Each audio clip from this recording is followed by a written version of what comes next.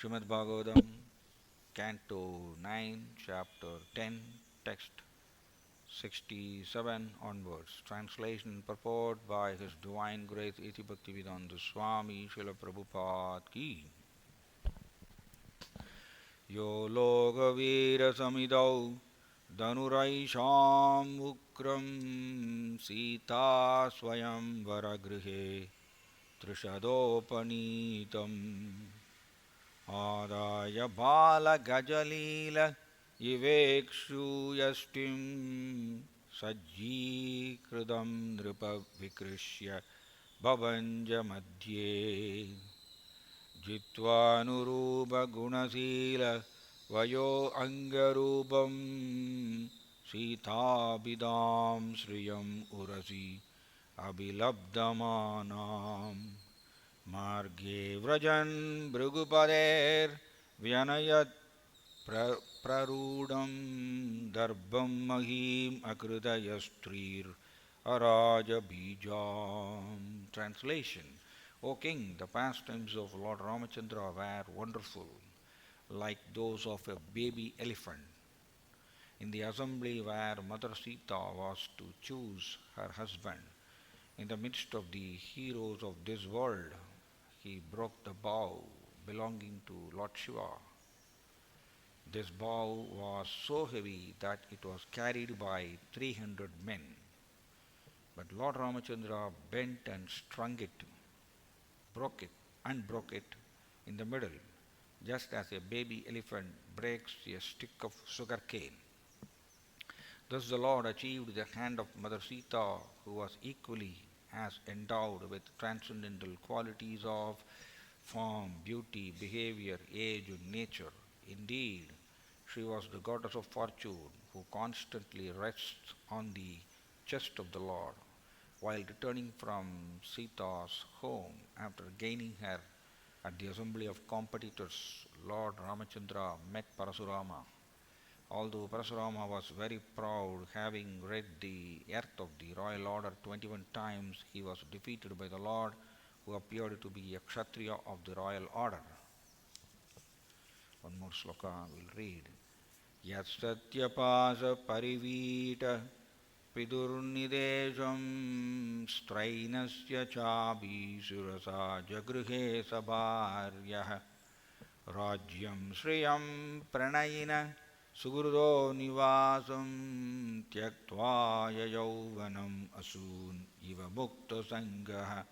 Carrying out the order of his father, who was bound by a promise to his wife, Lord Ramachandra left behind his kingdom, opulence, friends, well-wishers, residents, and everything else. Just as a liberated soul gives up his life and went to the forest with Sita. Purport. Maharaja Dasaratha had three wives. One of them, Kaikeyi, served him very pleasingly, and he therefore wanted to give her a benediction. Kaikeyi, however, said that she would ask for the benediction when it was necessary. At the time of the coronation of Prince Ramachandra, Kaikeyi requested her husband to enthrone her son Bharata and send Ramachandra to the forest. Maharaja Dasaratha, being bound by his promise, ordered Ramachandra to go to the forest according to the dictation of his beloved. Ramachandra and the Lord, as an obedient son, accepted the order immediately.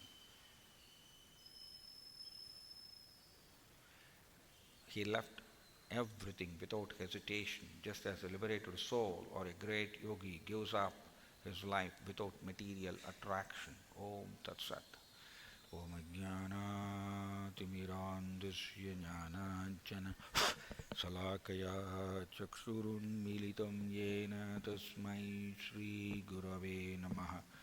Nama Om Vishnupadaya Krishna Prasthaya Bhutale Srimade Jayapataga Swaminidhi Namini Namacharyapadaya Nitai Kripapradayine Gauragadadamadaya Nagaragramadharine Nama Om Vishnupadaya कृष्णप्रस्थाय भूतले श्रीमदे भक्तिवेदान्तस्वामिनिधि नामिनि नमस्ते सरस्वती देवे गौरवाणी प्रचारिणे निर्विशेषशून्यवादी पाश्चात्यदेशधारिणि जय श्री कृष्ण चैतन्य प्रभु नित्यानंद श्री अद्वैत गदाधर श्रीवासादि गौरभक्तवृंद हरे कृष्ण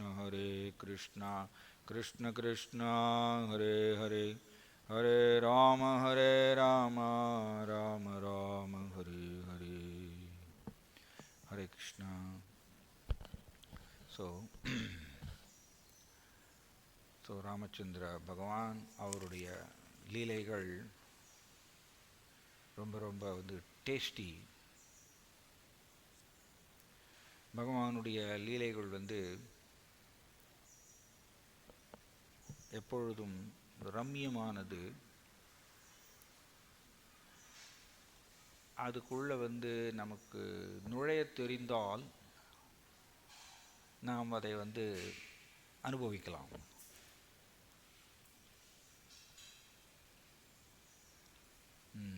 ஆனால் நாம் Joy Jagannath Baladev சுபத்ரமா ராணிக்கு, ஆனால் நாம் மேலோட்டமாகவே இருந்தோன்னா இதை சுவைக்க முடியாது. இதை ஹிஸ் கிரேஸ் சங்கர்ஷன் தாஸ் அதிகாரி பிரபு ரொம்ப அருமையாக சொல்வார். பிரபுபாதருடைய நேரடி சீடர், ஆன்மீக குரு.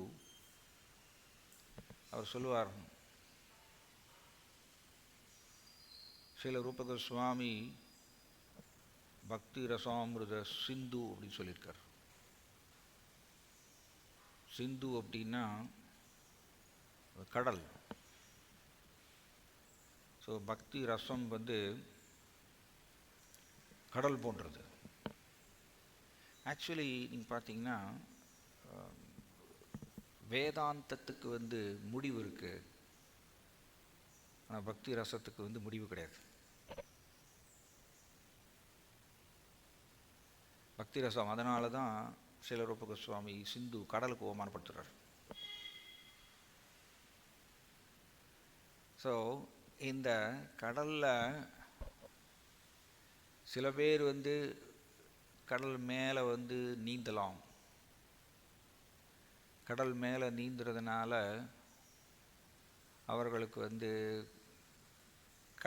கடற்கரையோரத்தில் பார்த்திங்கன்னா எப்பொழுதுமே பயங்கர தகிக்கக்கூடிய வெயில் இருக்கும். எங்கெங்கெல்லாம் கடல் இருக்கோ நீங்கள் பார்க்கலாம், கொஞ்சம் வெயில் ஜாஸ்தியாக இருக்கும்.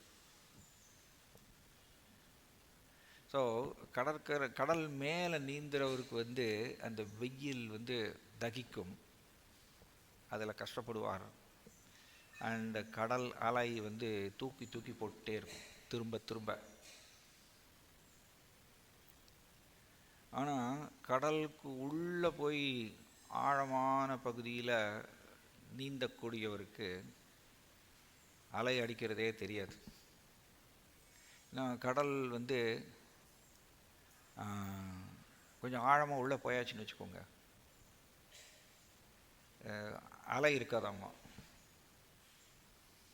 தண்ணீர் ரொம்ப நிசப்தமாக இருக்குமாம்மா, எந்த ஒரு சலனமும் இருக்காது தண்ணீரில்.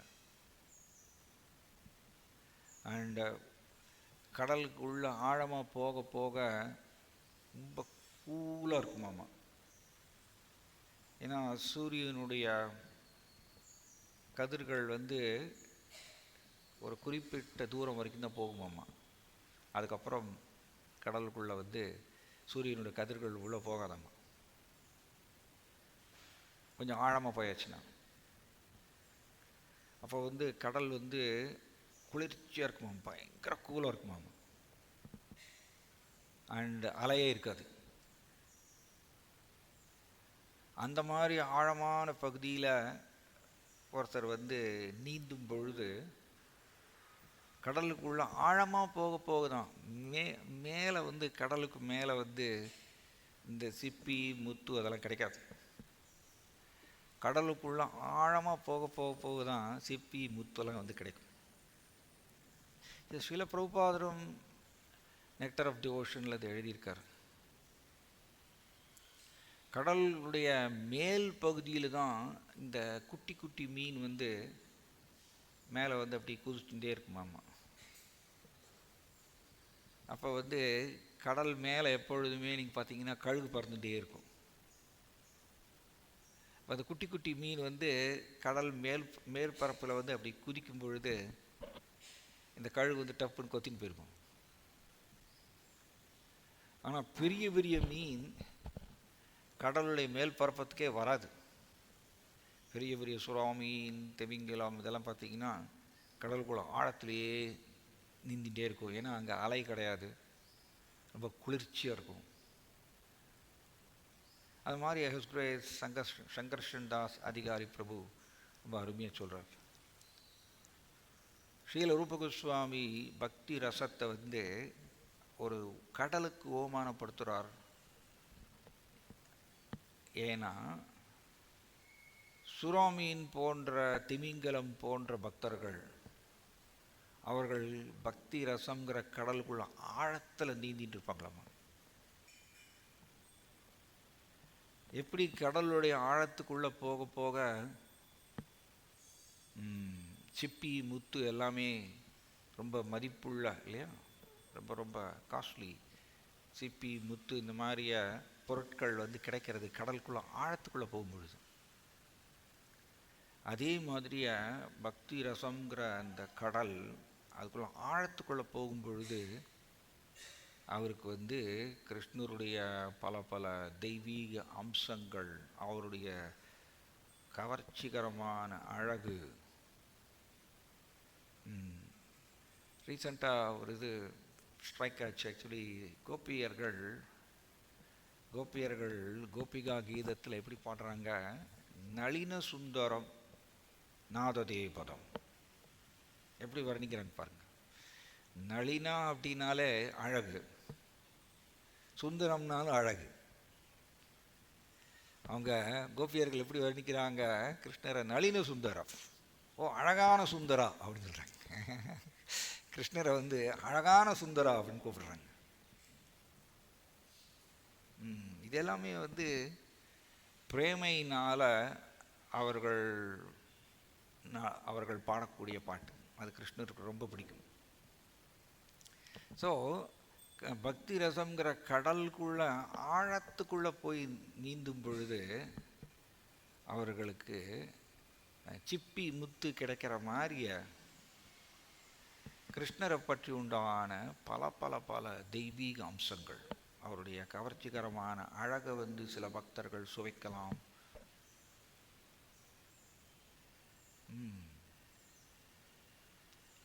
கிருஷ்ணரை வந்து எப்படியெல்லாம் வர்ணிக்கிறாங்க பக்தர்கள். ஒரு பக்தர் வந்து வர்ணிக்கிறார், கமலா நயனான்னு வர்ணிக்கிறார். கமலா நயனா அப்படின்னா தாமரை போன்ற அழகான கண்களை உடையவர். ஒரு பக்தர் வர்ணிக்கிறார், கௌஸ்துப பூஷணான்னு வர்ணிக்கிறார். வெரி நைஸ், பூஷணம் பூஷணாங்கம் அப்படின்னு ஸ்ரீமத் பாகவதத்தில் சொல்லப்பட்டிருக்கு. அதாவது சாதாரணமாக பெண்கள் வந்து ஜுவல்ஸ் போட்டுப்பாங்க.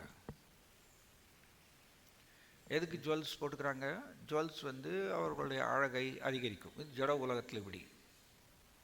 ஆனால் கிருஷ்ணருக்கு வந்து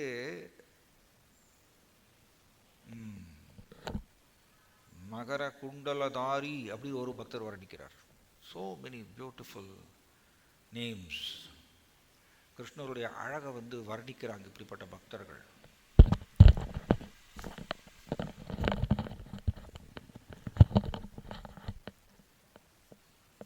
ஸோ மகர குண்டலதாரின்னு ஒரு வர்ணிக்கிறார். மகர குண்டலம், மீன் போன்ற குண்டலங்கள், தாரி அதை அணிந்து கொண்டிருப்பவர். ஸோ இது என்ன ஆகிறதாமா,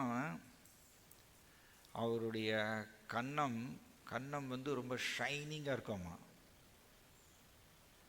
அவர் காதில் போட்டிருக்கக்கூடிய மகர குண்டலம்,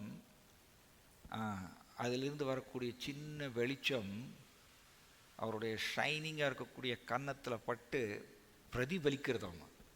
அந்த லைட் 1 கிலோமீட்டர் அளவுக்கு பிரதிபலிக்கிறதாம்.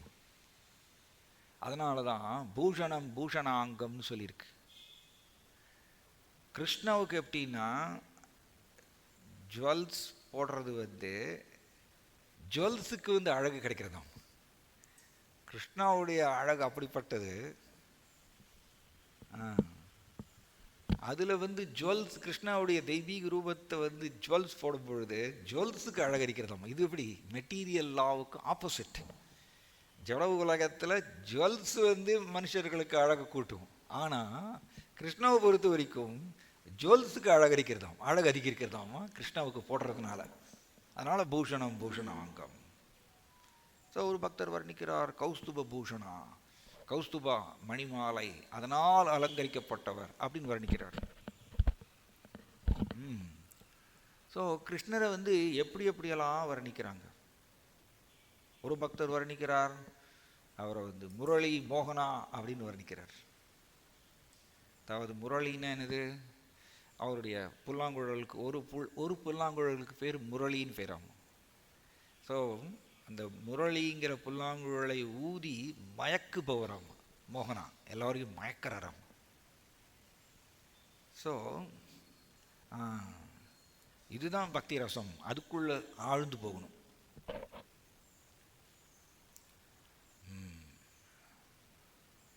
நீங்கள் பார்த்தீங்கன்னா ஸ்ரீ சைத்தன்ய மகாபிரபு ஜெகன்மோகனான்னு வர்ணிப்பார் கிருஷ்ணாவை. ஜெகன்மோகனா அப்படின்னா ஜெகத்தையே மயக்குபவராம். அதனால் நீங்கள் ஜெகநாதருடைய பூரி ஜெகநாதர் கோவிலில் ஜெகநாதருடைய உற்சவ மூர்த்திக்கு பேர் ஜெகன்மோகனா.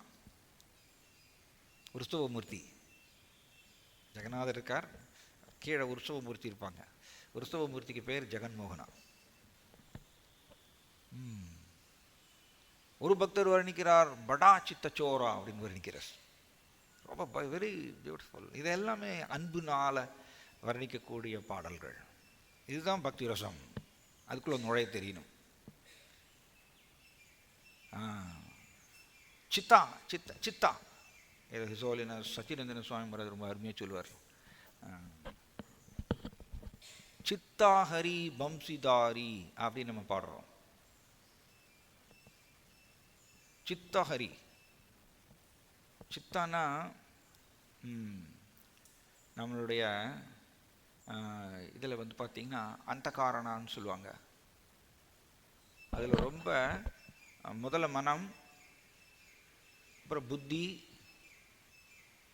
அதுக்கப்புறம் சித்தா. சரி, மனம் புத்தி அகங்காரம், அதுக்கப்புறம் சித்தா. ஸோ சித்தஹரி அப்படின்னா நம்மளுடைய சித்தம், இந்த உணர்வுன்னு சொல்லலாம். ஆக்சுவலி நம்மளோட சித்தத்தில் வந்து ஹரியை வந்து ஃபிக்ஸ் பண்ணுறது. அதனால் சித்தஹரி பம்சிதாரி. ஸோ ஒரு பக்தர் பாடுறார் படா சித்தச்சோரா அப்படின்னு. எப்படி கிருஷ்ணா வந்து சித்தச்சோரா, நம்மளோட சித்தத்தை திருடிட்டாரோம், அப்படி ஒரு பக்தர் பாடுறார் படா. மிகப்பெரிய திருடன். ஸ்ரீல பில்வமங்கள தாக்கூர் ரொம்ப அருமையாக வர்ணிக்கிறார். கிருஷ்ணரை வந்து விதவிதமாக வந்து திருடன்னு சொல்லி வர்ணிக்கிறார். வெரி பியூட்டிஃபுல் அந்த பாடல். சாதாரண திருடன் வீட்டில் இருக்கக்கூடிய பொருட்களை எல்லாம் திருடிட்டு போவார். ஆனால் கிருஷ்ணா அவர் பயங்கரமான திருடன். 14 லோகங்கள் இந்த மாதிரி ஒரு திருடனை பார்த்ததே கிடையாது சொல்றார் பில்வமங்கள தாக்கூர். ஏன்னா ஒன்ஸ் வந்து ஒருத்தர் கிருஷ்ணருடைய நாமத்தை சொல்ல ஆரம்பிச்சிட்டாருன்னா அவர் எல்லாத்தையுமே திருடிடுவார். எல்லாத்தையும் திருடி அவரை வந்து நடுத்தருவில் நிற்கக்கூடிய ஒரு பிச்சைக்காரனை மாற்றிடுவார். அப்படி வர்ணிக்கிறார். இப்படிப்பட்ட பயங்கரமான திருடன் 14 லோகங்களையும் நான் பார்த்ததில்லை. இது வெரி எப்படின்னா, இந்த பாடல் எப்படின்னா மேலோட்டமாக பார்த்தோன்னா அப்படி தெரியும். ஆனால் அதில் அவருடைய அன்பு, பில்வமங்கல தாக்கூருடைய டீப் அன்பு, ஆழமான அன்பு, அதை பரிமாறிக்கொள்கின்றார் கிருஷ்ணர் கூட. ஸோ கிருஷ்ணர் அப்படி அந்யோன்யமாக அவர் கூப்பிடுறார். ஸோ ஒரு பக்தர் இப்படி பாடுறார், படா சித்த சோரா. நீங்கள் வெறும் நவநீத சோரா மட்டும் இல்லை. ஒரு பக்தர் இப்படி பாடுறார், நவநீத சோரா. நவநீதா அப்படின்னா வெண்ணையை திருடுபவர். ஆனால் நீங்கள் வெண்ணையை மட்டும் திருடலை, சித்தச்சோரா, என்னை சித்தத்தையும் சேர்த்து திருடிட்டீங்க, நீங்கள் பெரிய திருடன். படா சித்தா, படா பெரிய திருடன். இது மாதிரிய ஆக்சுவலி இதில் ஆழ்ந்து இருப்பதுக்கு பேர் தான் பக்தி ரசம். அதனால தான் பக்தி ரசம் போயிட்டே இருக்கலாமம்மா, அதுக்கு எல்லையே கிடையாதாம்மா.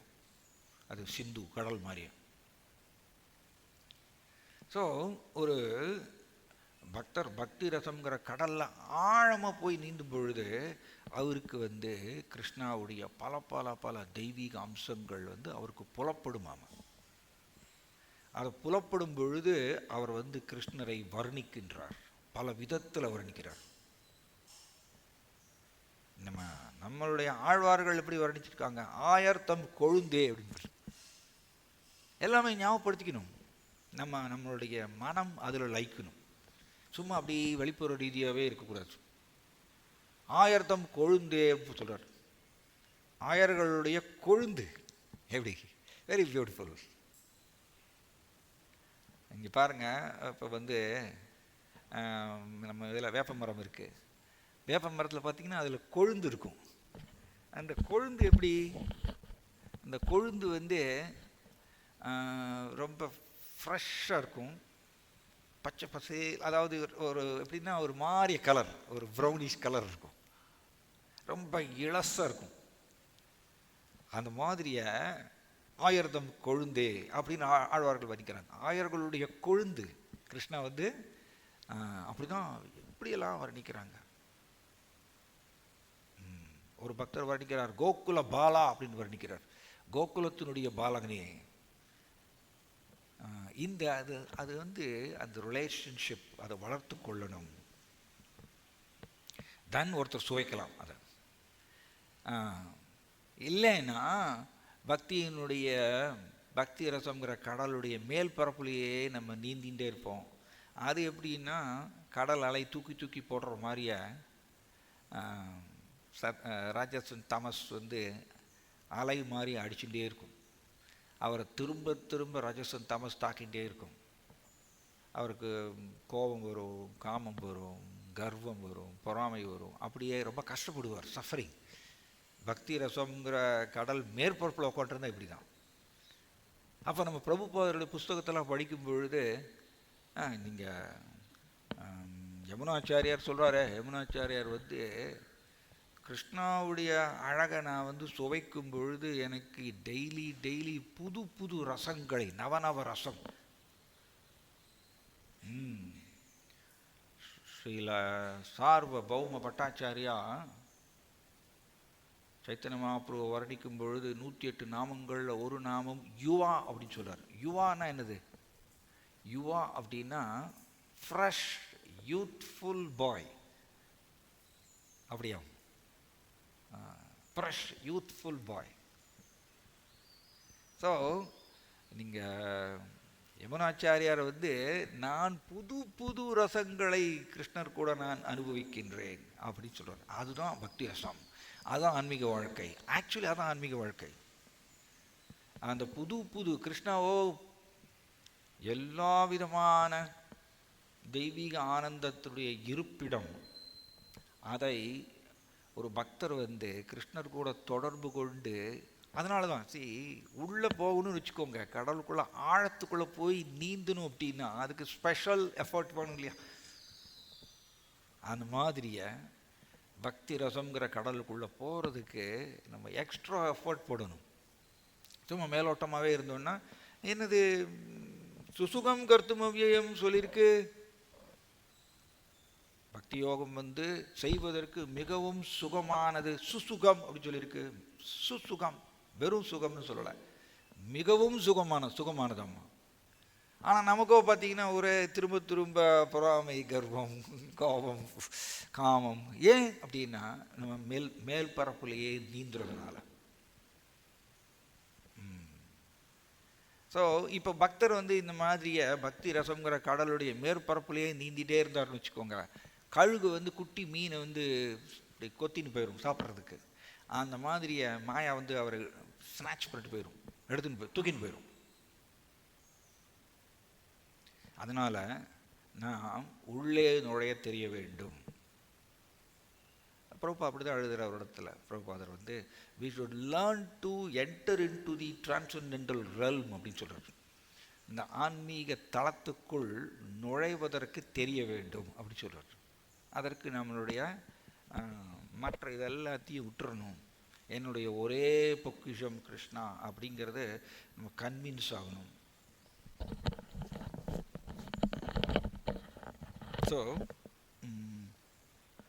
ஸோ என்னுடைய ஒரே பொக்கிஷம் கிருஷ்ணா அப்படின்னு கன்வின்ஸ் ஆகும். ரைட். ஸோ நாம் அதனால் இந்த ராமச்சந்திர பகவானுடைய ஒரு குறிப்பிட்ட லீலைகளை நம்ம இங்கே பார்க்கலாம். Very very tasty. நம்ம வந்து actually his holiness Bhanuswami Maharaj சொல்வார்,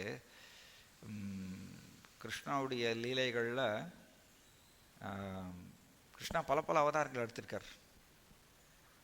அதில் வந்து கிருஷ்ணா ராமா ரெண்டு பேர்த்துடைய லீலைகளும் ரொம்ப கவர்ச்சிகரமானதுன்னு சொல்லுவார். Many times his holiness Bhanuswami Maharaj இங்கே வந்து ரத யாத்திராவுக்கு வந்து சொற்பொழிவு கொடுக்கும் பொழுது சொல்லியிருக்கார், கிருஷ்ணா அண்ட் ராமாவுடைய லீலைகள் ரொம்ப கவர்ச்சிகரமானது. காரணம், அவர்கள் கூடம் பரம்பிரம்ம மனுஷலிங்கம். பரம்பிரம்மா முழுமுதற் கடவுள் பகவான் மனுஷ ரூபத்தில் மறைந்து லீலைகள் செய்ததுனால அது வந்து ரொம்ப ரொம்ப டேஸ்டியாகும். கிருஷ்ணா அண்ட் ராமா அப்படி சொல்கிறார். ஆல்சோ நீங்கள் பார்த்தீங்கன்னா ராமாவுடைய லீலைகளில்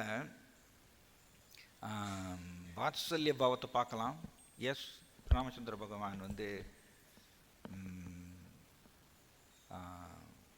கௌசல்யா, கைகேயி, சுமித்ரா இவர்கள் கூட வந்து வாத்சல்ய பாவத்தை அனுபவித்தார். ராமச்சந்திர பகவான் சக்கிய பாவத்தையும் அனுபவித்தார். தன்னுடைய சகோதரர்கள் கூட அண்ட் குஹன் கூட. தென் ராமச்சந்திர பகவான் தாஸ்யரசத்தையும் அனுபவித்தார் ஹனுமான் கூட. அண்ட் ராமச்சந்திர பகவான் ஸ்வக்கீய ரசா மாதுரியால் வந்து மாதுரியால் ஸ்வக்கியா பறக்கையா ரெண்டு இருக்கு. மாதுரிய ரசத்தையும் அவர் ஸ்வக்கிய ரசத்தை வந்து அனுபவித்தார் சீதாதேவி கூட. அண்ட் ராமச்சந்திர பகவான் சாந்த ரசத்தையும் அனுபவித்தார். சாந்த ரசத்தை எப்படின்னா, அயோத்தியாவாசிகள் எல்லோரும் ராமா மேலே அவ்வளோ உயிராம், ராமானா உயிரே விடுவாங்களாம். வெரி டேஸ்டி லீலைகள் ஆக்சுவலி. ஸோ ராமச்சந்திர பகவான் தன்னுடைய லீலைகளில் இந்த 5 ரசத்தையுமே வெளிப்படுத்ததுனால, சுவைத்ததுனால அவருடைய லீலைகள் ரொம்ப டேஸ்டியாகும். ஸோ கொஞ்சம் நம்ம பார்க்கலாம். இங்கே சீதாதேவியை எப்படி வந்து ஆக்சுவலி ராமாயணத்தை வந்து வால்மீகி முனிவர் வந்து 7 காண்டத்தில் வந்து எழுதியிருக்கார். 7 காண்டம் 24,000 ஸ்லோகங்களில் 7 காண்டத்தில் வர்ணிச்சிருக்கார். அதில் வந்து பாலகாண்டம் அப்படிங்கிறது வந்து அவருடைய பால்ய லீலைகள். அயோத்தியா காண்டம் அந்த ஸ்லோகம் தான் நம்ம இப்போ பார்த்துருக்கோம். அயோத்தியா காண்டத்தில் என்ன சொல்லியிருக்குன்னா, ராமா லக்ஷ்மணா இங்கே தசரத மகாராஜாவுடைய ராமா லக்ஷ்மணா பரத சத்ருக்னா தசரத மகாராஜாவுடைய புத்திரர்களாக ஸ்மால் பாய்ஸ், அவங்க ரொம்ப கவர்ச்சிகரமான அழகு நிரம்பியவர்கள், தசரத மகாராஜாவுக்கு ரொம்ப பிரியமானவர் ராமச்சந்திர பகவான். அவர் அப்படி அயோத்தியாவில் அழகு, ஏதோ தமிழில் சொல்லுவோம்ல, நாளொரு மேனியும் பொழுதொரு வண்ணம் அப்படி சொல்லுவோம் தமிழில். அது மாதிரியாக அவருடைய அழகு வந்து அதிகரிச்சுட்டே இருக்காமா. யூத்ஃபுல், ஃப்ரெஷ் யூத்ஃபுல் பாய். அப்படி தசரத மகாராஜாவுக்கு ஆனந்தம் கொடுக்குறார். இங்கே பார்த்தீங்கன்னா தேவகி பரமானந்தம் கிருஷ்ணம் வந்தே ஜெகத்குரு அப்படி ஒரு பாட்டு வருது. கிருஷ்ணா எப்படியாமா தேவகிக்கு வந்து பரம ஆனந்தத்தை கொடுத்தவராம்மா. தன்னுடைய குழந்தை லீலைகள் மூலமாக தேவகிக்கு வந்து பரம ஆனந்தத்தை கொடுத்தவராம்மா. அதே மாதிரியா ராமச்சந்திர பகவானும் தன்னுடைய குழந்தை மற்றும் பால்ய லீலைகள்னால தசரத மகாராஜான் கௌசல்யா தேவிக்கு வந்து பேரானந்தத்தை கொடுத்தாராம். அப்படி இருக்கும் பொழுது ஒரு தடவை பெரிய லீலை நம்மளால் வந்து என்னத்தை வர்ணிக்க முடியும். ஸ்ரீல கிருஷ்ணதாஸ் கவிராஜ் கோஸ்வாமி சொல்கிறாரு, ஸ்ரீ சைத்தன்ய மகாபுருவுடைய லீலைகள் அது வந்து பக்தி ரசங்கிற பெருங்கடல். நான் வந்து அதை கடற்கரையோரத்தில் நின்றுண்டு இந்த பக்தி ரசங்கிற பெருங்கடலுடைய ஒரு ட்ராப்பை வந்து நான் சுவைக்கிறேன்னு சொல்லுவார் ஸ்ரீல கிருஷ்ணதாஸ் கவிராஜ் கோஸ்வாமி அந்தியலீலால். அவரே இப்படி சொல்கிறவர்னா நம்ம எப்படி, நம்ம எம்மாத்திரம். அது ஒன்று போருமாம்மா, ஒன் ட்ராப் போருமாம்மா. அந்த ஜீவா வந்து கம்ப்ளீட்டாக கிருஷ்ணாவுக்கு சரணடைஞ்சிருவார். தன் வாழ்க்கையில் வேற யாருக்குமே முக்கியத்துவம் கொடுக்க மாட்டார். ஒன்ஸ் அந்த ஒரு ட்ராப் அந்த பக்தி ரசத்தை அவர் சுவைச்சிட்டாருன்னா அவருக்கு வேறு எதுவும் தேவையில்லை. நாம் அதை சுவைக்காததுனால தான் நாம் இந்த உலகத்தில் மற்றதெல்லாம் தேடிகிட்டே இருக்கும். ஸோ இப்படி இருக்கும் பொழுது விஸ்வாமித்திர முனிவர் வர்றார். விஸ்வாமித்திர முனிவர் தசரத மகாராஜாவுடைய அரண்மனைக்கு வரார். தசரத மகாராஜா விஸ்வாமித்திர முனிவரை வரவேற்கிறார். அவருக்கு பாத கமலங்களை வாஷ் பண்ணி அவருக்கு உபச்சாரம் செய்கிறார். அவருக்கு மலர் மாலை அணிவித்து சந்தனங்கள்னால் அவரை அலங்கரித்து அண்ட் தசரத மகாராஜா வாக்கு கொடுக்குறார். என்ன வாக்கு கொடுக்குறாருன்னா, ஓ விஸ்வாமித்திர முனிவரே, நீங்கள் வந்ததுனால என்னுடைய சபை பெருமிதம் அடைகின்றது. நீங்கள் என்ன கேட்டாலும் நான் கொடுக்குறேன், நீங்கள் எது கேட்டாலும் நான் கொடுக்கறதுக்கு தயாராக இருக்கேன்னு சொல்லிட்டு தசரத மகாராஜா வாக்கு கொடுத்துட்றார். ஸோ விஸ்வாமித்திர முனிவர் என்ன சொல்கிறாரு, ஓ தசரத மகாராஜா, நான் வந்து பெரிய யாகம் செய்ய போகிறேன். காட்டில் வனத்துக்குள்ளே போய், அடர்ந்த காட்டுக்குள்ளே போய் நான் பெரிய யாகம் செய்ய போகிறேன். இந்த யாகம் செய்யும் பொழுது இந்த பல அசுரர்கள் வந்து தொந்தரவு பண்ணுறாங்க. இந்த ரிஷிகள் வந்து யாகம் செய்யும் பொழுது அசுரர்கள் என்ன பண்ணுவாங்களாமா, ஆகாய மார்க்கமாக பறந்து வந்து அண்ட் யாகத்தில் வந்து யூரின் ஸ்டூல் இதெல்லாம் இது பண்ணிடுவாங்களாமா, பாஸ் பண்ணி அப்படி அதை அசுத்தப்படுத்திடுவாங்களாம்மா. இதை சம்டைம்ஸ் பிளட்டை வந்து சிந்த வைப்பாங்களாமா. இப்படி அசுத்தப்படுத்தி ரிஷிகள் வந்து யாகம் செய்யறதுக்கு தடையாக இருந்தாங்க அசுரர்கள். ஸோ விஸ்வாமித்திர முனிவர் சொல்கிறார். ஸோ குறிப்பாக இந்த தாடகிங்கிற ஒரு அரக்கி, பெண் அரக்கி, ரைட்? ஸோ இவங்க வந்து ரொம்ப தொந்தரவு கொடுக்குறாங்க ரிஷிகள் யாகம் செய்யும் பொழுது. நான் வந்து தொடர்ந்து ஒரு 6 நாள் யாகம் செய்யணும்னு ஆசைப்படுறேன். நீங்கள் வந்து ராமாவை அனுப்பிச்சி வைங்க என் கூட. இந்த அசுரர்களெல்லாம் வதம் பண்ணுறதுக்கு ராமா தான் சிறந்தவர், கை தேர்ந்தவர். நீங்கள் ராமாவை அனுப்பிச்சி வைங்க அப்படின்னு சொல்கிறார். இந்த விஸ்வாமித்திர முனிவர் ஜாய் ஜெகநாத் பலதேவ் சுபத்ர மகாராணிக்கு.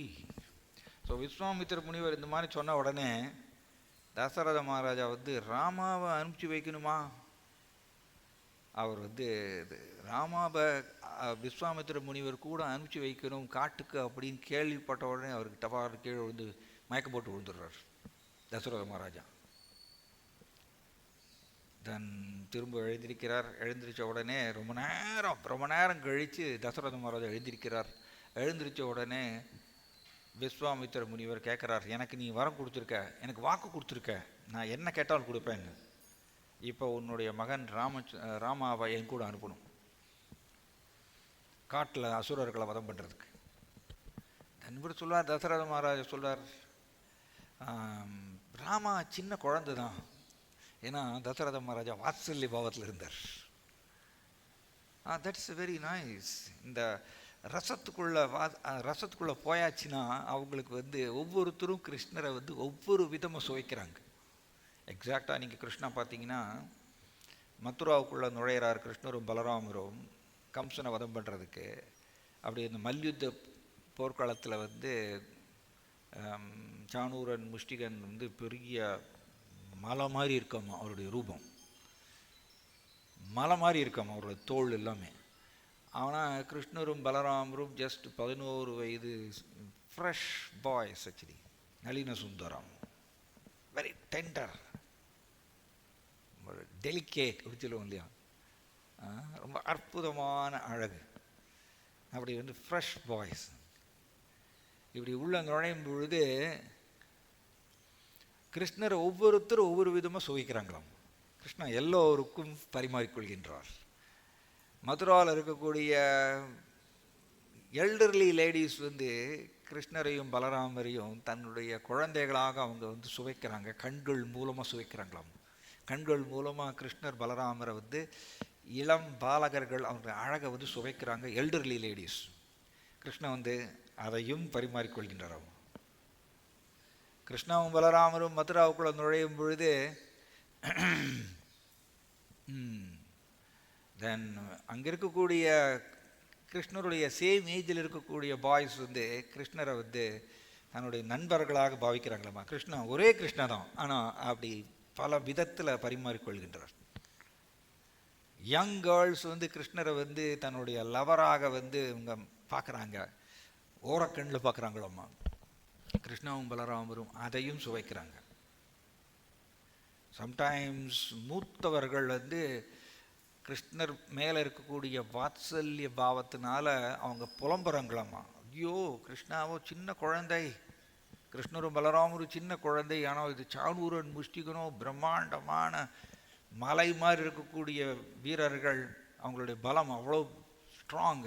அவர்களுக்கு முன்னாடி கிருஷ்ணரும் பலராமரும் சின்ன குழந்தைகள், இது அநியாயம், இந்த யுத்தம் வந்து இந்த மல்யுத்த போர்க்களம் வந்து இது அநியாயம்னு கத்தினாங்களாம்மா மூத்தவர்கள்.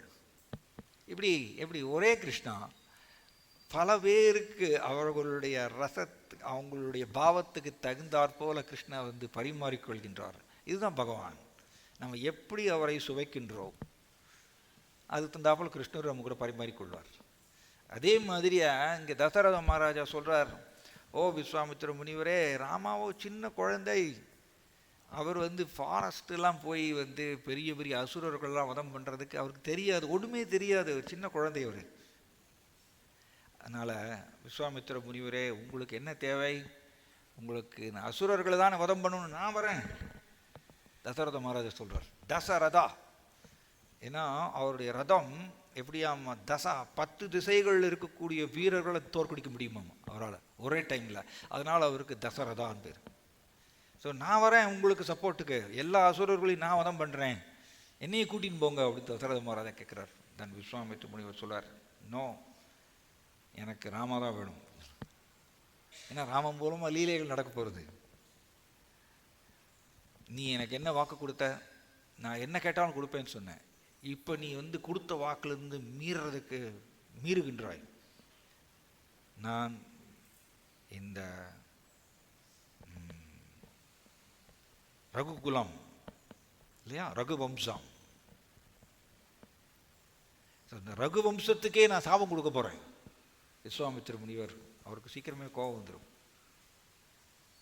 நீ என்னை அவமதிக்கிற, எனக்கு கொடுத்த வாக்குலேருந்து மீறுற, நான் வந்து ரகுவம்சத்துக்கே சாபம் கொடுக்க போகிறேன் அப்படின்னு சொல்லிட்டு அவர் வந்து சொல்கிறார். கோபக்கணல் வருது, கண் சிவப்பாகிறது. இவர் மன்றாடுறார் தசரத மகாராஜா, வேண்டாம் ராமா வேண்டாம், நான் வரேன் அப்படின்னு. அவர் கோபம் அதிகமாகிட்டே போகுது விஸ்வாமித்திர முனிவருக்கு. டபார்னு வசிஷ்ட முனிவர் உள்ள நுழைகிறார். வசிஷ்ட முனிவர் வந்து தசரத மகாராஜாவுடைய பிராமண சபை இருக்காமா. பிராமண சபையில் வந்து லீடர் வந்து வசிஷ்ட ரிஷி, வாமதேவா, இவங்கெல்லாம் வந்து தசரத மகாராஜாவுடைய பிராமண சபையில் ரொம்ப லீடர்ஸ் இவங்கெல்லாம். ஸோ வசிஷ்டர் ரிஷி டபார்னு உள்ள நுழைகிறார். வந்து தசரத மகாராஜாவுக்கு சமாதானப்படுத்துகிறார். கவலைப்படாதீங்க ராஜா, விஸ்வாமித்திர முனிவர் வந்து உங்களுடைய மகன் ராமாவை வந்து கூட்டின்னு போகிறாருன்னா கவலைப்படாதீங்க, அவருக்கு முழு பாதுகாப்பு கொடுப்பார் ராமாவுக்கு. அண்ட் ராமாவுக்கு தேவையான எல்லா அஸ்திர மந்திர தந்திரங்கள் இல்லையா, அந்த காலத்துலலாம் வந்து அஸ்திரங்களை வந்து பிரயோகம் பண்ணுறது வந்து சும்மா இப்போ இருக்கிற மாதிரி எக்ஸ்டர்னலாக கிடையாது. இப்போ வந்து உக்ரைன் வார், ரஷ்யா வாரில் சண்டை போட்டுட்ருக்காங்க, அந்த மாதிரிலாம் கிடையாது. அப்போல்லாம் வந்து அஸ்திரங்கள் வந்து ரொம்ப சட்டில், ரொம்ப ரொம்ப சூக்ஷ்மமானது. ஸோ அஸ்திரத்தினுடைய வித்தைகளெல்லாம் சொல்லிக் கொடுப்பார் விஸ்வாமித்திர முனிவர் ராமாவுக்கு.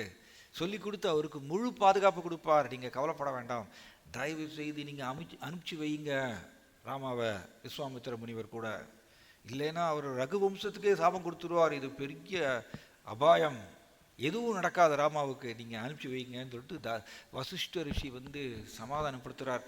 சமாதானப்படுத்தினதுக்கப்புறம் தசரத மகாராஜா வந்து ஒரு வேண்டா வெறுப்பாக இருக்கார், 2 மனம் அவருக்கு.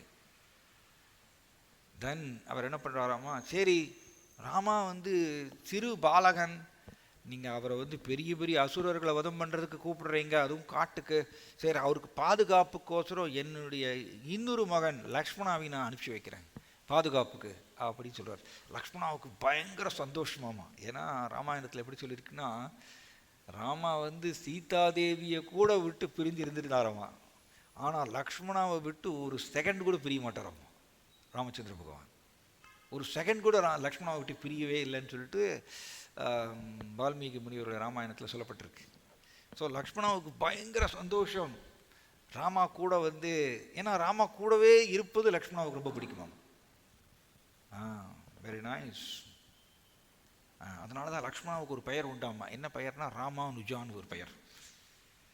நம்ம ராமானுஜ ஆச்சாரியார்னு சொல்கிறோம் இல்லையா, அது ஆக்சுவலி ராமானுஜாங்கிற பெயர் வந்து லக்ஷ்மணாவுடைய பெயர். ராமா அனுஜா, ராமாவை பின்தொடர்பவர், எப்பொழுதுமே ராமாவை பின்தொடர்பவர். அதனால் அவருக்கு பேர் லக்ஷ்மணாவுக்கு ராமானுஜா அப்படின்னு பெயர். இஸ் ஹோலினஸ் பக்தி ரசாமிரத சுவாமி மகாராஜ் ஒரு சொற்பொழிவில் அது அருமையாக சொன்னார். ஸோ லக்ஷ்மணாவுக்கு ராமா கூடவே இருப்பது ரொம்ப பிடிக்குமாம். அதனால் லக்ஷ்மணாவுக்கு பயங்கர ஆனந்தம், என்னையும் சேர்த்து அனுப்பிச்சி வைக்கிறாங்க காட்டுக்கு அப்படின்னு சொல்லி அவரும் வில்லு அம்பு எடுத்துட்டு ராமா பின்னாடியே போயிடுறார். ஸோ ராமா லக்ஷ்மணா 2 பேரும் விஸ்வாமித்திர முனிவர் கூட போகிறாங்க. தென்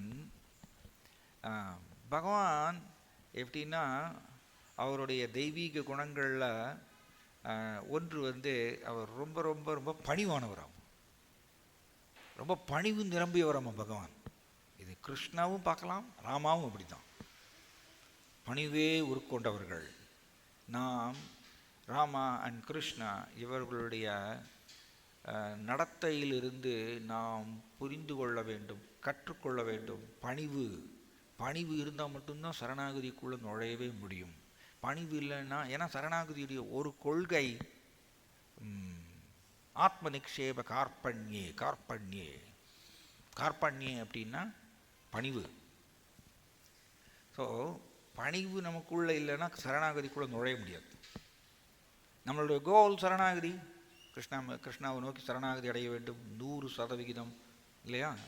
அதுக்கு சாதகமான ஒரு குணம் வந்து பணிவு. ஆனால் இந்த பொய் அகங்காரத்தினால நம்மளுக்கு என்ன அதிகரிக்குமாமா, கர்வம் அதிகரிக்குமாமா. இந்த கர்வம் வந்துடுச்சுன்னா சரணாகதியை தொட முடியாது, அதுக்கு டெட் அகெயின்ஸ்ட் அது. ஸோ நமக்கு வந்து பிரபுபாதருடைய புஸ்தகங்களெல்லாம் படித்து நாம் தத்துவங்களெல்லாம் வளர்த்து கொண்டு நம்ம சாதனா பயிற்சி செய்து 4 விதிமுறைகளை கடைபிடித்து நம்ம பிரச்சாரம் செய்து அப்படி வரும்பொழுது இசோலினர் சச்சினந்தன சுவாமி மகாராஜ் ரொம்ப அருமையாக சொல்கிறார், நமக்கே தெரியாமல் வந்து கர்வம் அதிகரிக்குமாமா. அது வருதுன்னா நம்ம பொய் அகங்காரத்தோட பிடியில் தான் இருக்கும். சரணாகதி வந்து தொடவே இல்லை. ஏன்னா சரணாகதியுடைய லட்சணமே வந்து பணிவு. பகவானே இது வந்து டீச் பண்ணுறார் தன்னுடைய நடத்தையினால். பகவான் எதற்கு பணிவாக இருக்கணும்? அவருக்கு மேலே யாரும் கிடையாது, சமமானவர் யாரும் கிடையாது. ஆனால் அவர் பணிவாக ஏன் நடந்து கொள்கிறார்? நமக்கு எல்லாருக்கும் டீச் பண்ணுறார். கட்டுண்ட ஜீவாத்மாக்களாகிய நாம் எல்லோருமே பணிவுடன் கிருஷ்ணாவுக்கு சரணாகதி அடைய வேண்டும். ஸோ ராமச்சந்திர பகவான் இங்கே முழுமுதற் கடவுள், பட் பணிவோடு அவர் வந்து பின்னாடி போகிறாராம்மா. விஸ்வாமித்திர முனிவர் பின்னாடியே போகிறாராம்மா. அண்ட் ராமச்சந்திர பகவானை தொடர்ந்து பின்னாடி லக்ஷ்மணா போகிறார். 2 பேரும் இந்த இளம் பாலகர்கள், விஸ்வாமித்திர முனிவர். பணிவு இருந்ததுன்னு வச்சுக்கோங்க, அது எல்லோரையுமே கவர்ந்து இழுக்குமாம். கிருஷ்ணரையே கவர்ந்து இழுக்குமாம். ஜீவாத்மா பணிவை வளர்த்து கொண்டுட்டாருன்னா கிருஷ்ணரையே கவர்ந்து இழுக்குமாம். இப்போ கிருஷ்ணரையே கவர்ந்து இழுக்கும் பொழுது ஏன் மற்ற மனிதர்களை அவர்கள் கவர்ந்து இழுக்க மாட்டார்கள்? பணிவு வந்து ஒரு ஆப்புலன்ஸ், ஒரு ஐஸ்வர்யம், கவர்ந்து இழுக்கக்கூடிய ஒரு ஐஸ்வர்யம். ஸோ ராமன் லக்ஷ்மணா ரொம்ப பணிவாக பவ்யமாக போகிறாங்களாம்மா விஸ்வாமித்திர முனிவர் பின்னாடி. விஸ்வாமித்திர முனிவர் சொல்லிகிட்டே வர்றார். இந்த ஃபாரஸ்ட்டில் வந்து அடர்த்தியான ஃபாரஸ்ட், இதில் அசுரர்கள் நிரம்பிய ஒரு ஃபாரஸ்ட்டை நாங்கள் வந்து இப்போ ரிஷிகள்லாம் சேர்ந்து யாகங்கள் செய்ய போகிறோம். ஸோ உனக்கு நான் அஸ்திரங்களுடைய வித்தைகளை நான் சொல்லித்தரேன் அப்படின்னு மந்திரங்களை எல்லாம் சொல்லித்தராராம். விஸ்வாமித்திர முனிவருக்கு இந்த ஒரு சேவை கிடைச்சிது. ஏன்னா அவருடைய முன்னாடி இதில் வந்து விஸ்வாமித்திர முனிவர் கிருஷ்ணாவுக்கு சரணாகதி அடைஞ்சதுனால கிருஷ்ணா வாக்கு கொடுக்குறாராம் விஸ்வாமித்திர முனிவருக்கு. பிற்காலத்தில் என்னுடைய ராமாவுடைய லீலைகளில் நீ வந்து முக்கிய பங்கு வகிப்பாய் அப்படின்னு கிருஷ்ணா வந்து வாக்கு கொடுக்குறார் விஸ்வாமித்திர முனிவருக்கு. அதனால் விஸ்வாமித்திர முனிவர் மிகப்பெரிய சேவை செய்கிறார். என்னது? ராமாவையும் சீதா தேவியையும் அவர் வந்து திருமணம் முடித்து வைத்தாராம் விஸ்வாமித்திர முனிவர். பகவானுக்கே வந்து மேரேஜ் பண்ணி வைக்கிறார். இது எக்ஸாக்டாக நீங்கள் பார்த்தீங்கன்னா 12 ஃபாரஸ்ட் இருக்குல்லையா பிருந்தாவனத்தை சுற்றி, அதில் வந்து பேல் வனம்னு ஒரு வனம் இருக்குது. அந்த பேல் வனத்தில் வந்து கிருஷ்ணா அண்ட் ஸ்ரீமதி ராதாராணிக்கு வந்து பிரம்மதேவர் கீழே இறக்கி வந்து திருமணம் பண்ணி வைக்கிறாராம். சீக்ரெட்டாக நடக்கிறதாம். அது ரொம்ப சீக்ரெட்டாக நடக்கிறது. சாரி, பேல்வனம் இல்லை, பாண்டீரவனம்.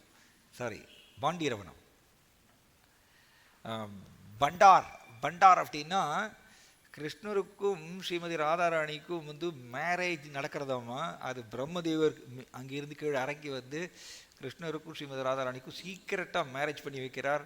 அண்டு கிருஷ்ணா என்ன பண்ணுறாராமா, மேரேஜ் வந்ததுன்னா நார்மலி பெரிய விருந்தெல்லாம் எல்லாருக்கும் கொடுப்பாங்க இல்லையா, அந்த மாதிரி கிருஷ்ணா எல்லோருக்கும் பண்டார் பெரிய விருந்து ஏற்பாடு பண்ணுறாராம். அதனால் அந்த வனத்துக்கு பேர் பாண்டீர வனம் அப்படின்ட்டு. எப்படி பிரம்மதேவர் கிருஷ்ணா ஸ்ரீமதி ராதாராணுடைய மேரேஜில் வந்து அவர் பங்கு கொண்டார் தேவையில், அதே மாதிரியா இங்கே விஸ்வாமித்திர முனிவர் ராமச்சந்திர பகவான் அண்ட் சீதாதேவியுடைய மேரேஜுக்கு இவர் தான் முக்கியமான பங்கு. ஸோ இவர் வந்து அஸ்திரங்களுடைய வித்தைகளெல்லாம் சொல்லித்தரார், மந்திரங்களையெல்லாம் சொல்லித்தரார். அண்ட் ராமா வந்து பணிவாக எல்லாத்தையுமே கற்றுக்கொள்கிறாராம். பகவான் வந்து எதையுமே கற்றுக்கொள்ள வேண்டிய அவசியம் இல்லை, எல்லாமே அவர் தான், எல்லாவற்றிற்கும் மூலம் அவர். ஆனால் இங்கே எவ்வளோ பணிவாக நடந்துக்கிறார் பாருங்க. பகவானே இப்படி பணிவாக நடந்து கொள்ளும் பொழுது நாம் ஏன் வந்து கொஞ்சம் நம்ம ஏதாவது கற்றுட்டோன்னா நம்மளுக்கு எதற்கு தேவையில்லாத அந்த கர்வம், இதுதான் நம்மளை சரணாகதிக்கு நுழைய விடாமல் தடுக்கிறது. இதை நம்ம பாடம் கற்றுக்கொள்ள வேண்டும். ஸோ ராமச்சந்திர பகவான் ரொம்ப பணிவாக அவருக்கு சேவை செய்து விஸ்வாமித்திர முனிவர்கிட்டிருந்து இந்த மந்திர வித்தைகளெல்லாம் கற்றுக்கிறாராமா. பலா அதிபலா அந்த மந்திரமெல்லாம் சொல்லித்தரார். ரொம்ப ஃபேமஸ் மந்திரமாமா இதெல்லாம். விஸ்வாமித்திர முனிவர் போதிக்கிறார் ராமச்சந்திர பகவானுக்கு. இந்த மந்திரத்துடைய பெயர் பலா அதிபலா அப்படின்னு சொல்லிட்டு இதெல்லாம் கற்றுக்கொண்டு தென் ஃபைனலி யாகம் செய்ய ஆரம்பிக்கிறாங்க ரிஷிகள்.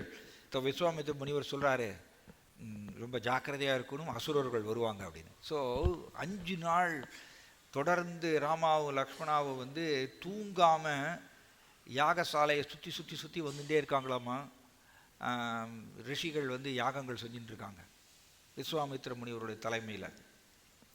அப்போ 6வது நாள் யாகத்தீ வந்து கொழுந்து விட்டு எரிய ஆரம்பிக்கிறதாமா.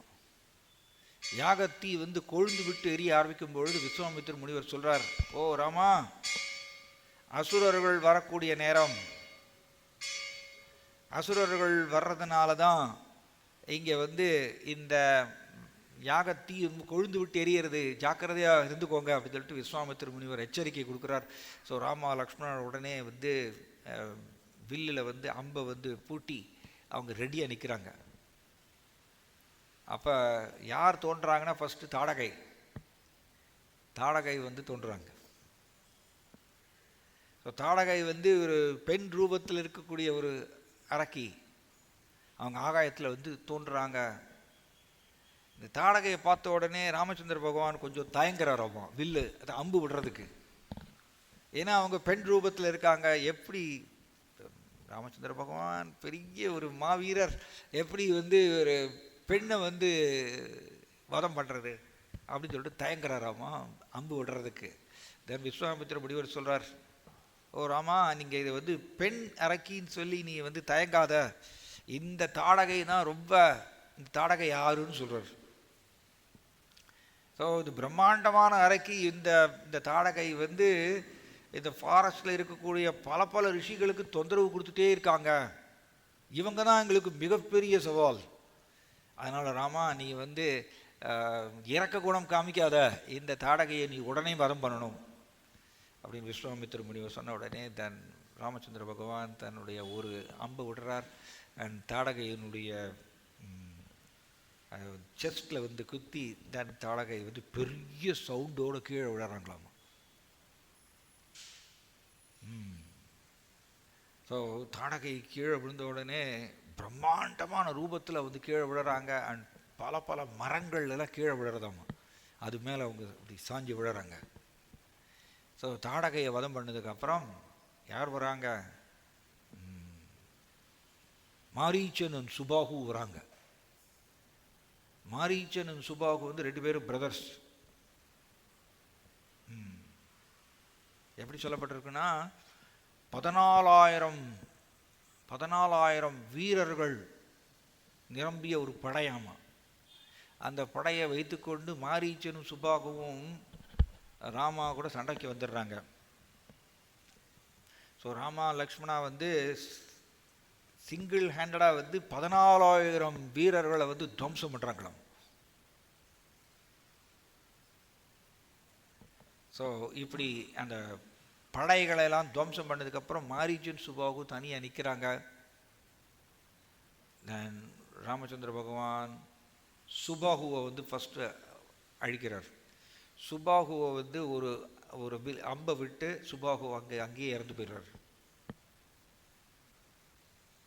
தென் மாரீச்சனை வந்து அவர் வந்து வதம் பண்ண மாட்டேங்கிறார். ஏன்னா மாரீச்சன் பின்னாடி ஒரு ரோல் இருக்குது அவருக்கு.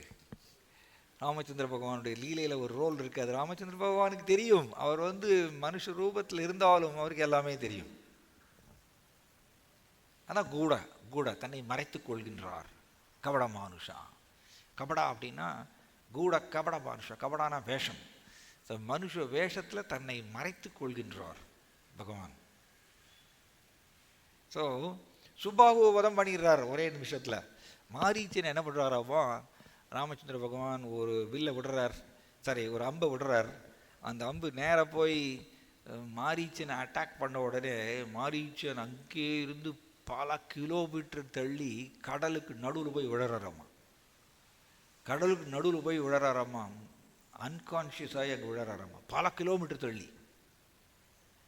தென் இப்படி அடி வாங்கி கடலுக்கு நடுவில் அப்படி மூர்ச்சை அடைந்து கீழே விழுந்த உடனே மாரீச்சன் பார்க்குறாராமா, ஐயோ இனிமே வேண்டவே வேண்டாம், இந்த அறக்கிற வேலையே வேண்டாம்.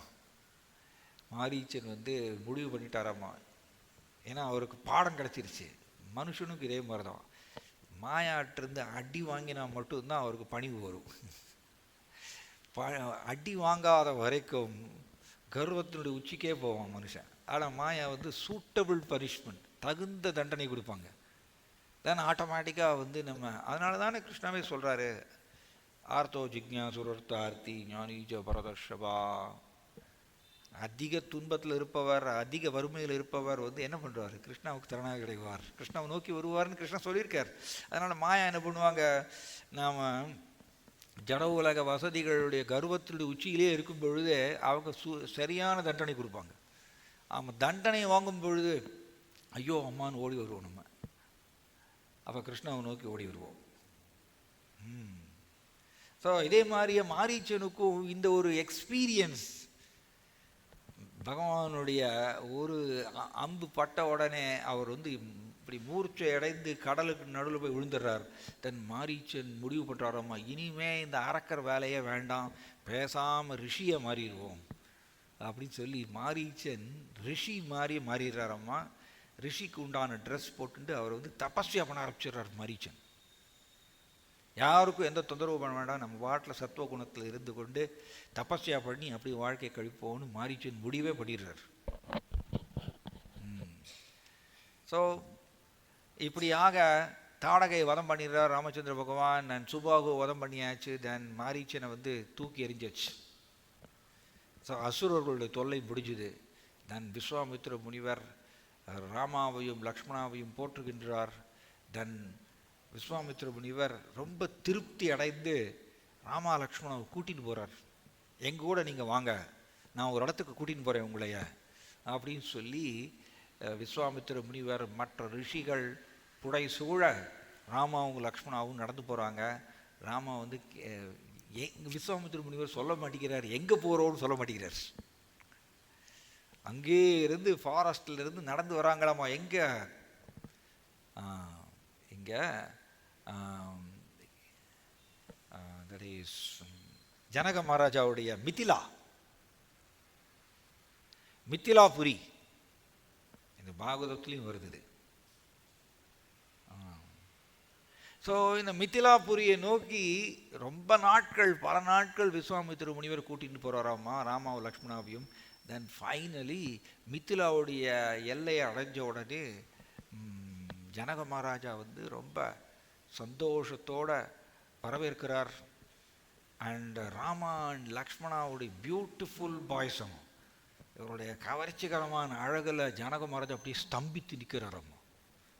அண்டு பார்த்த மாத்திரத்திலேயே ஜனக மகாராஜா முடிவு பண்ணுறாரம்மா, இந்த ரொம்ப அழகான இளைஞர்கள், கவர்ச்சிகரமான இளைஞர்கள், இவருக்கு தான், ராமாவுக்கு தான் தன்னுடைய மகள் சீதாதேவியை கொடுக்கணும்னு மனசார தீர்மானம் பண்ணிடுறாராம்மா ஜனக மகாராஜா. பட் அந்த காலத்துலலாம் வந்து இந்த மாதிரியா ரொம்ப என்ன சொல்கிறது, எல்லா நற்குணங்கள் நிரம்பிய ஒரு பெண் அப்படின்னா அவங்கள மேரேஜ் பண்ணுறதுக்கு முன்னாடி சவால் வைப்பாங்க. அந்த சவாலை பூர்த்தி பண்ணால் மட்டும்தான் அந்த பெண்ணை வந்து மேரேஜ் பண்ணி வைப்பாங்க. அந்த காலத்தில் இது ஒரு வழக்கம். ஸ்வயம்வரம்னு பேர். ஸ்வயம்வரம் அதாவது வரன் சொல்லுவோம் இல்லையா, தன்னுடைய ஹஸ்பண்டை வந்து ஸ்வயம் அவங்களே தேர்ந்தெடுக்கலாம். அது எப்படின்னா ரொம்ப தகுதி வாய்ந்த பெண்கள் இந்த மாதிரியாக தன்னோட ஹஸ்பண்டை தானே தேர்ந்தெடுக்கலாம். அதுக்கு அது ஒரு வழக்கம் இருந்தது. இந்த காலத்துலலாம் அதெல்லாம் வந்து அனுமதிக்க முடியாது. இந்த காலத்துலலாம் ஸ்வயம்வரம் இருந்ததுன்னா அவ்வளோதான். ஸ்வயம்வரம்ங்கிற அந்த ஒரு ஆப்பர்ச்சுனிட்டி இருந்ததுன்னா, இப்போ ஸ்வயம்வரம்ங்கிற ஆப்பர்ச்சுனிட்டி இல்லாமையே மனுஷர்கள் என்னெல்லாமோ பண்ணுறாங்க. அப்போ பெற்றோர்களுக்கு ரொம்ப பெரிய கவலையாக போயிடும். ஸோ இங்கே இதோடு நான் முடிச்சிடுறேன். ஜனக மகாராஜா வந்து அங்கே ஏகப்பட்ட அரசர்கள் உட்காந்துருக்காங்களாமா. ஏகப்பட்ட அரசர்கள், பெரிய பெரிய அரசர்கள். அதில் வந்து விஸ்வாமித்திர முனிவரும் போய் உட்காந்துக்கிறார். கூடவே ராமாவும் லக்ஷ்மணாவும் பணிவாக ரொம்ப பவ்யமாக விஸ்வாமித்திர முனிவர் பின்னாடி உட்காந்துக்கிறாங்க. தென் அங்கே வந்து ஹரதனுஷ் இருக்குது. அது தமிழில் வந்து சிவதனுஷுன்னு சொல்லுவோம், ஹரதனுஷுன்னு சொல்லுவோம். இது வந்து அந்த ஸ்லோகத்தில் இங்கே ஹரதனுஷ்னு சொல்லப்பட்டிருக்கு. ஸோ இந்த ஹரதனுஷ் அப்படின்னா சிவபெருமானுடைய ஆயுதமாமா. சிவபெருமானுடைய ஒரு ஆயுதம். அதை வந்து சந்ததியாக ஜனக மகாராஜாவுக்கு வந்து சேர்றது. ஸோ ஜனக மகாராஜா சொல்கிறார் விஸ்வாமித்திர முனிவர்கிட்ட, எப்படி எப்படிலாம் இந்த ஹரதனுசு வந்து சேர்ந்ததுன்னு ஒரு பெரிய கதையை சொல்கிறார். அந்த ஹரதனுசு வந்து ராமா லக்ஷ்மணா பார்த்துட்டு இருக்காங்க. பல பல அரசர்கள் வந்து இந்த ஹரதனுசு தூக்குறதுக்கு முயற்சி பண்ணுறாங்க. அவங்களால தூக்க கூட முடியலையாமா. எல்லாம் தோல்வி அடைஞ்சு திரும்ப போயிடுறாங்க சோகமாக. அதில் பாருங்கள் எவ்வளோ பணிவு பாருங்கள். ராமாவும் லக்ஷ்மணாவும் அவர்கள் பகவான் பட் பணிவாக இருக்காங்க. விஸ்வாமித்திர முனிவர் சொன்னதுக்கு அப்புறம் தான் நாங்கள் இதை செய்வோம்னு அமைதியாக இருக்காங்க. விஸ்வாமித்திர முனிவர் எல்லா அரசர்களும் தோற்று போனதுக்கப்புறம் விஸ்வாமித்திர முனிவர் சொல்கிறார், ஓ ராமா, நீ இதை போய் செய் அப்படின்னு சொல்கிறார். நீ தான் இதை செய்யணும். ஆர்டர் வந்ததுக்கப்புறம் தான் அவர் செய்கிறார். பாருங்க பகவான் எவ்வளவு பணிவு பாருங்க. அவர் அது வரைக்கும் அமைதியாக இருக்கிறாங்க. விஸ்வாமித்திர முனிவர் சொன்ன உடனே ராமா வந்து எழுந்திருக்கிறார்.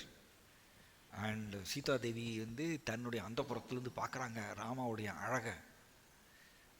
அழகை பார்த்த உடனே சீதா தேவி வந்து அஃப்கோர்ஸ் சீதா தேவி வந்து நிரந்தர பகவானுடைய இல்லையா, நீங்கள் பார்த்தீங்கன்னா லக்ஷ்மி தேவி அவங்க நிரந்தரமாக பகவானுக்கு சேவை செய்பவர். அந்த சீதா தேவி இங்கே வந்து வெயிட் பண்ணிட்டு இருக்காங்க. ராமா வரும்பொழுது ராமாவுடைய அழகை பார்த்து மயங்குறாங்களாமா சீதா தேவி தன்னுடைய அந்தப்புறத்தில் இருந்து கொண்டு. ராமா இதோடு நான் முடிச்சிடுறேன். அந்த எல்லா அரசர்களும் பார்த்துட்டு இருக்காங்க என்ன பண்ண போகிறார் அப்படின்னு. ராமா வந்து அந்த ஹரதனுஷை வந்து இங்கே சொல்லப்பட்டிருக்கு. இங்கே பாகவதத்தில் எப்படி சொல்லியிருக்குன்னா 300 பேர் தள்ளிட்டு வராங்களாமா. ஹரதனுஷு ஒரு வண்டி மேலே வச்சுருக்கு. ஒரு வண்டி மேலே அந்த வண்டியை தள்ளுறதுக்கு 300 பேர் வேணுமாமா. 300 சாதாரண நபர்கள் இல்லையாமா, 300 பயில்வான்கள் தேவையாமா. ஆனால் வால்மீகி ராமாயணத்தை எப்படி சொல்லியிருக்குன்னா 500ன்னு சொல்லியிருக்கு. 500 பயில்வான்கள் வந்து தள்ளிட்டு வரணுமாமா. அப்போ தான் அந்த ஹரதனுஷு வண்டியை தள்ள முடியுமாம். அவ்வளவு வெயிட்டாமா. ஸோ அப்படி 500 பயில்வான்கள் வந்து அந்த வண்டியை தள்ளிட்டு வராங்க. எல்லாருக்கும் முன்னாடி கொண்டு வந்து நிறுத்துகிறாங்க. ரொம்ப கஷ்டப்பட்டு தள்ளிட்டு வராங்க. ராமா என்ன பண்ணுறாராம்மா, தன்னுடைய இடது கையில் அப்படி டப்புன்னு தூக்கி எடுக்கிறாராம்மா. இந்த ஹரதனுஷை வந்து டபார்னு பயங்கர சவுண்டு அதோடு அப்படி தூக்குறாராம்மா. எஃபோர்ட்லெஸ்லி சர்வசாதாரணமாக எந்த ஒரு பிரயத்தனமும் இல்லாமல் சர்வசாதாரணமாக தூக்கினாராம்மா. எல்லா அரசர்களும் அப்படி பிரமிச்சு போகிறாங்க. தென் ராமா என்ன பண்ணாராமா, தன்னுடைய கட்டவரல் இடது கால் கட்டவரல்னால அந்த ஹரதனுஷனுடைய ஒரு நுனியை வச்சு கட்டவரலால் வச்சு அமுத்துறாராமா. அமுத்திட்டு தென் அந்த கயிறை வச்சு கட்டுறார். இந்த நான் ஏற்றர்னு சொல்லுவோம். ஸோ அந்த கயிறை வந்து ஒரு எஜ்ஜில் கட்டுறார், கீழே இருக்கக்கூடிய எஜ்ஜில் கட்டுறார். அண்ட் கட்டவரலால் கீழே அமுத்திக்கிறார் இந்த ஹரதனுஷை. அண்ட் இந்த மேல் எஜ்ஜு வந்து கயிறை வந்து இப்படி எவ்வளோ ஹைட் இருக்கும். ஏன்னா அது வந்து 500 பயில்வான்கள் தள்ளிட்டு வராங்கன்னா எப்படி இருக்கும், அது எவ்வளோ வெயிட் இருக்கும். ஸோ ராமச்சந்திர பகவான் வந்து மேலே இருக்கக்கூடிய எஜ்ஜை வந்து கயிறை கட்டுறதுக்கு அப்படி அமுத்துறாராமா. அந்த ஹரதனுஷை அப்படி அமுத்தும் போது பலமாக அப்படி அமுத்துறாராமா. அப்படி அமுத்தும் பொழுது நடுவில் வந்து ஹரதனுஷு படீர்னு வெடிக்குதாம்மா. அந்த சவுண்டில் அங்கே உட்காந்துருக்கக்கூடிய அரசர்கள்லாம் வந்து அவங்களுடைய சிம்மாசனத்தில் உட்காந்துருக்காங்க அரசர்கள். அந்த அரசர்கள்லாம் வந்து இந்த அதிர்ச்சியில் வந்து உருண்டு கீழே விழுறாங்களாம். உருண்டு கீழே வந்து அவங்க தலையில் வச்சுருக்கக்கூடிய கீழமெல்லாம் கீழே விழுறதாம்மா. அப்படி படீர்னு ரெண்டாக பிளக்கிறதாம்மா. இப்படி ஹரதனுஷை வந்து உடைச்சிடுறார் ராமச்சந்திர பகவான். இதை உடனே ஜனக மகாராஜாவுக்கு முதல்லே ஒரு தன்னோட மனசு கொடுத்துட்டார். தன்னுடைய மகள் சீதா தேவியை ராமாவுக்கு தான் கொடுக்கணும்னு அவர் அழகில் மயங்கி போயிட்டார். இப்போ அது சவால்லையும் ராமச்சந்திர பகவான் ஜெயித்ததுனால உடனே அனௌன்ஸ் பண்ணுறார் அதே சபையில், என்னுடைய மகள் சீதா தேவியை ராமாவுக்கு நான் வந்து ரொம்ப சந்தோஷமாக நான் மனம் முடித்து கொடுக்கின்றேன்னு அனௌன்ஸ் பண்ணுறார். அதே சபையில் தென் விஸ்வாமித்திர முனிவர் என்ன பண்ணுறாரு, கூட லக்ஷ்மணா இருக்கார். தென் விஸ்வாமித்திர முனிவர் சொல்கிறார், அவருடைய பிரதருடைய மகள்கள், ஜனக மகாராஜாவுடைய பிரதருடைய மகள்கள் வந்து அவர்களையும் நீங்கள் இவருடைய சகோதரர்களுக்கு நீங்கள் கல்யாணம் பண்ணி வைக்கணும்னு விஸ்வாமித்திர முனிவர் தான் சிபாரிசு செய்கிறார். தன் விஸ்வாமித்திர முனிவர் செய்தி அனுப்புகிறார் தசரத மகாராஜாவுக்கு. தசரத மகாராஜா தன்னுடைய மற்ற மகன்களோட அண்டு கௌசல்யா, கைகேயி, சுமித்ராவோடு அங்கேருந்து கிளம்பி வராரோமா ரொம்ப ஆனந்தத்தோடு. அப்படி மித்திலாவில் வந்து கூடி ஒரே சபையில் ராமா, லக்ஷ்மணா, பரதா, சத்ருகுணாவுக்கு மேரேஜ் நடக்கிறதுங்க. இங்கே ஜனக மகாராஜாவுடைய பிரதருடைய டாட்டர்ஸ் வந்து இவங்களுக்கு மேரேஜ் பண்ணி கொடுக்குறாங்க. இது ஒரே சபையில் 4 பேருக்கும் மேரேஜ் நடக்கிறது. இப்படி இது வந்து அயோத்தியா காண்டத்தில் சொல்லப்பட்டிருக்கு. ரொம்ப அற்புதமான ராமச்சந்திர பகவானுடைய லீலைகள் நம்ம சுருக்கமாக பார்த்துருக்கோம். ஜாய் ஸ்ரீ ராமச்சந்திர பகவான் கி ஜாய், ஸ்ரீமத் பாகவதம் கி, பतित पावन श्रील प्रभुपाद की, निताय गौर प्रेमानंदे.